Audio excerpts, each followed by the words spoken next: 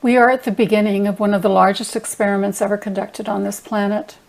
5G is being rolled out across the globe, and no one really knows what the consequences of this are likely to be. The title of my talk is discussing the 5G experiment. I bring this information to you both as a research scientist, as I do research on the biological effects of electromagnetic pollution, and as a teacher, since I've been teaching about this subject for the past 25 years at Trent University. What is 5G? 5G refers to fifth generation communication technology. It allows for faster connectivity. 1G provided voice, 2G provided text, 3G allowed us to connect to the internet, 4G allowed us to download videos, 5G will allow for technology that communicates at the speed of light with fast, almost instantaneous download speeds. It will allow for the Internet of Things and will go well beyond cell phones and their applications. How does 5G differ from other wireless technology? It's important to note that 5G will not replace 4G. It will be in addition to all other frequencies currently generated, which means we will have more exposure to microwave radiation once 5G is activated. 5G will use several frequency bands in the low, mid, and high band frequencies. The high band consists of millimeter waves that we will discuss in more detail later. 5G also means the densification of small cell antennas in urban and rural areas. A small cell will be placed on lampposts or telephone poles every 100 to 300 meters, depending on location. What do we know about the 5G infrastructure? The infrastructure will consist of satellites, macro cell sites, small cells in front of homes, and fiber optics. Fiber optics are the safest as they don't emit radiation. My colleagues who know more about satellites than I do tell me this is a relatively safe technology, provided the exposures are low. However, if the intensity is increased, satellites could be weaponized. Macro cells are dangerous if you live near them. The greatest concern is the small cell antenna in front of your home, as this is going to be difficult, if not impossible, to avoid. There will be winners and losers with 5G. Some people are going to make a lot of money, and some people are going to become very ill because of the massive amount of additional data that is going to be generated. 50 trillion gigabytes of data converts to exposure. Why is the government not putting on the brakes? In 2015, the Federal Communication Commission made $45 billion selling a part of the wireless spectrum. The government didn't want to put a ban on tobacco sales because they were receiving a lot of money from tobacco taxes. The same seems to be the case with wireless. Why should we be concerned about 5G? We have no long-term testing of the biological and health effects of millimeter waves, yet we are going to expose the entire planet to these frequencies. This really doesn't make any sense. 2G, 3G, and 4G frequencies are already causing adverse biological and health effects to humans and other living organisms. We are learning about the health effects as we document the cancers, the damage to sperm, and the harmful effects on plants and animals. Our love affair with wireless started with the cell phone in the early 1990s. And while we have a choice as to whether we use a cell phone or not, we don't have a choice as to where the cell phone antennas are placed. We have a choice about Wi-Fi in the home, but no choice about Wi-Fi in the schools. Children are being exposed to microwave radiation for 6 hours every school day without parental approval. Most of us have no choice about smart meters placed on our homes or smart appliances and their radio frequency chips they contain. And now we have thousands of satellites being deployed and small cell antennas being placed in our neighborhoods with no choice regarding their placement. Why should we be concerned about 5G? Because it means more radiation, and it means we have no choice in the matter. How much radiation can the human body tolerate? On this map, you can see some purple spots that represent Wi-Fi hotspots in 2002. These were mostly at universities, research institutions, and military installations. We have moved from very little Wi-Fi radiation in 2002 to almost global coverage in just 16 years. What are the key concerns about wireless smart technology? By the way, smart refers to two-way communication. It does not need to be wireless. We're concerned about human health effects, addiction, social skills, safety, security, privacy, effects on flora and fauna, energy consumption, and global warming. I want to divert to an issue of privacy for a minute. In China, students wear these wireless headbands that monitor brainwave activity. The colors determine if the student is focused or distracted. This information is sent to the teacher's iPad and the parent's iPhone. One student was interviewed who said that he gets into trouble if he's distracted in class. The problem is these devices emit microwave radiation, and the radiation may make it hard for some students to pay attention, especially if they're electrically hypersensitive. In some schools, students have jackets with RF sensors to determine where they are at all times. China also uses facial recognition inside buildings as well as on the street. And you can now make purchases with facial recognition rather than with credit cards or money. And for those who think this can't happen in North America, think again. Schools in New York want to install facial recognition to prevent mass shootings and other disruptions in the school. San Francisco is one of the first United States cities to ban facial recognition. Dr. Cindy Russell reviewed the literature on millimeter waves, which is part of the 5G rollout, as it relates to public health and the environment. And this is what she found. Millimeter waves have been used to reduce pain in Eastern European health studies. This is good. Millimeter waves are also used as part of the active denial system for crowd control. This is also good, better than being shot, for example. Millimeter waves are proposed for the Internet of Things, but this is not a good use of the technology. The reason is duration of exposure. With medical and military exposure, the duration is measured in seconds and minutes. When telecommunications, it is constant exposure 24/7, and this is what makes it potentially harmful. Millimeter waves are not supposed to penetrate deeply into the skin, so the skin surface, and particularly the sweat glands, are the targets for millimeter waves. The skin is one of the largest organs and separates us from the environment. Systemic signaling is embedded in the skin that connects to the nervous system, the immune system, and the hormonal system. So there is a possibility of considerable damage being caused at the skin surface. Some frequencies cause arrhythmia or an irregular heartbeat, and eyes are known to be very sensitive to this radiation, resulting in cataracts and other ocular pathologies with prolonged exposure. We have evidence that the immune system is impaired in laboratory studies with mice. There are teratogenic or birth defects among fruit flies, and we have evidence for antibiotic resistance caused by millimeter waves.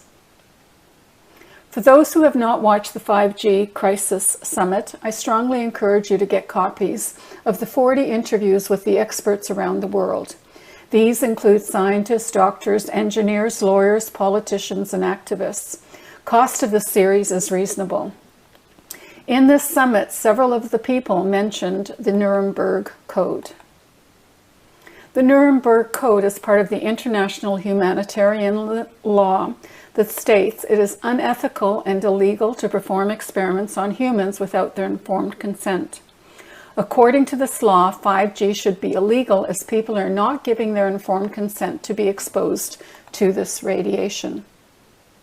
Why are these products allowed?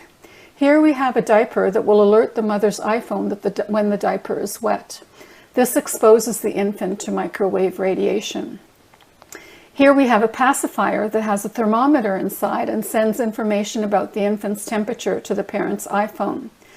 So we now have an RF emitting device inside the head of an infant. Who is regulating this industry? What did German doctors do during the Holocaust? They sterilized millions of their citizens. The excuse for doing nothing was, It's too horrific to believe this is happening. We were just following orders. Refusal meant instant death. What are the side effects of microwave radiation? Damage to sperm, leading to infertility and ultimately to sterility. The excuse for doing nothing? I didn't know it was harmful. I don't believe it's harmful. I'm just one person. What can I do? I'm past reproductive age. What do I care? Which of these excuses will you find acceptable when you discover you are unable to have grandchildren?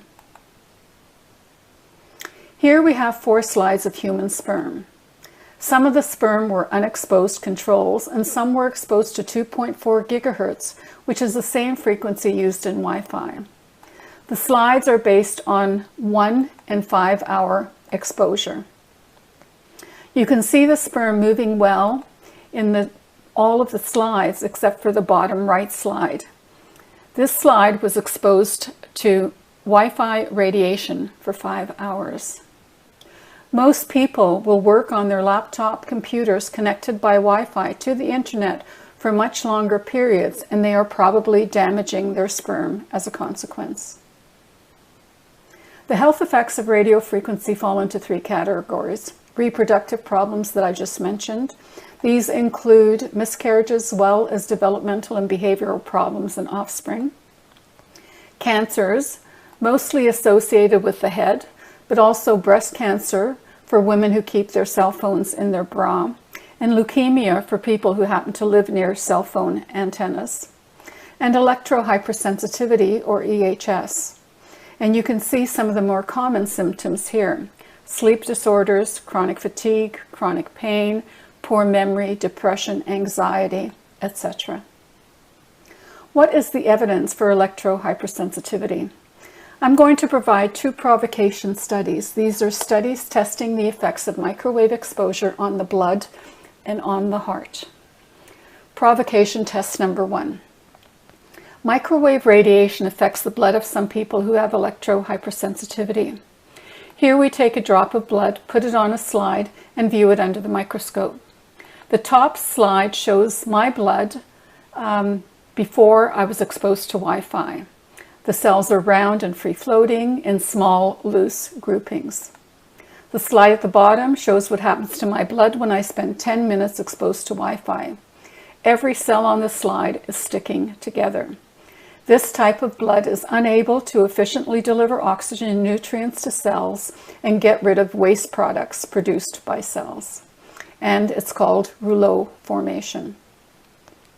Dr. Stephen Sinatra, a world-renowned cardiologist, says that our blood should have the consistency of red wine. Instead, most of us have blood with the consistency of ketchup flowing through our veins. This is rouleau formation. Symptoms include headaches, fatigue, dizziness, difficulty concentrating, numbness, tingling and cold extremities, heart and blood pressure problems, and in severe cases, heart attacks and strokes. In this provocation study, we asked the question, does radiation from a cordless phone affect the heart? As soon as you plug a cordless phone base station into an electric outlet, the phone sends out microwave radiation. This was a double-blind, placebo-controlled study. Neither the person being tested nor the doctor assessing the results knew when exposures were taking place. Here we have one example showing real-time monitoring. A 56-year-old woman was exposed to the radiation from the cordless phone during sessions 3 and 5 in this experiment. You can see her heart rate increases during exposure from 65 to 86 beats per minute and returns to normal once the cell phone is unplugged. All of these changes in heart rate are also showing as changes in heart rate variability. There is an upregulation of her sympathetic nervous system and a downregulation of her parasympathetic nervous system, which is a typical stress response, and the body does not function well under chronic stress. Students at a school in Simcoe County started to complain of various health effects shortly after the school installed Wi-Fi. Several complained of heart palpitations that were experienced only at school. 4 students experienced sudden cardiac arrest, 2 of which were fatal. The youngest child was only 13 years old. As a solution, the school installed defibrillators. Fact: microwave workers are experiencing heart problems. Research published in 1969 showed that those occupationally exposed to microwave radiation experienced heart problems. So, in the interest of occupational hygiene, researchers have recommended that cardiovascular abnormalities be used as a screening criteria to exclude people from occupations involving radio frequency exposure. Perhaps students should be screened for an underlying heart condition that could be made worse with Wi-Fi exposure. How many people have electrohypersensitivity?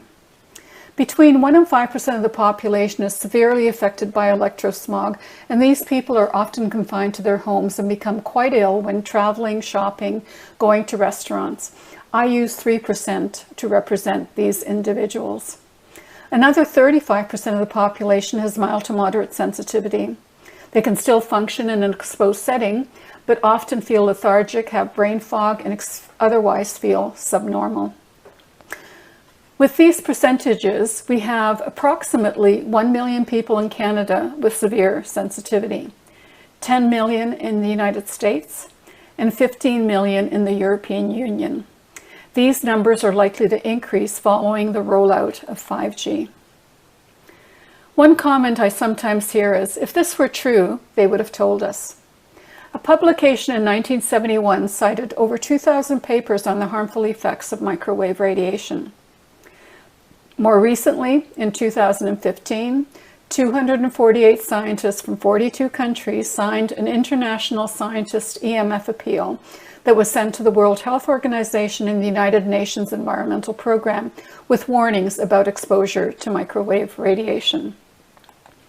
Manufacturers are warning about keeping wireless devices away from the body, and insurance companies are not insuring against health effects caused by radiofrequency radiation. Medical academies are warning that guidelines are inadequate to protect children against radiofrequency radiation, and various governments around the globe are banning Wi-Fi in schools and are hardwiring schools with fiber optics, which are faster, safer, and much more secure than Wi-Fi. They are telling us we aren't listening. As elected officials, mayors and councillors have a responsibility to their community. It's critical that members of municipal governments learn as much as possible about 5G. Telecom providers will ask for permission to place small cells on lampposts and on other public property. Municipal governments do not have to approve of locations for small cell antennas. They will be overruled by the federal government. However, should scientific evidence of harm be provided in the coming years, at least they will not be complicit in the decision to expose the public. Legal action is likely in the near future. Some municipalities are requesting the following: annual review of contracts for the location of small cell sites, ability to have small cells removed with no legal penalty should the science indicate harm, regular monitoring of exposure before and after small cells are installed, establishment of a health registry for reporting adverse biological and health effects associated with 5G antennas that also involves investigation of the complaint in a timely fashion. Wait a minute, something feels wrong. Warning, cliff ahead. They're not listening. More videos are being produced on 5G technology. Here are 3 videos that I encourage you to watch. The first provides technical information about 5G that is easy to understand. Video 2 contradicts some of the information in video 1 as Verizon tests its rollout of 5G. 5G performs much better than expected. Video 3 is a long video where the former Federal Communication Commission chair speaks about 5G. This video provides an excellent insight about who is running the show and what their views are on health effects.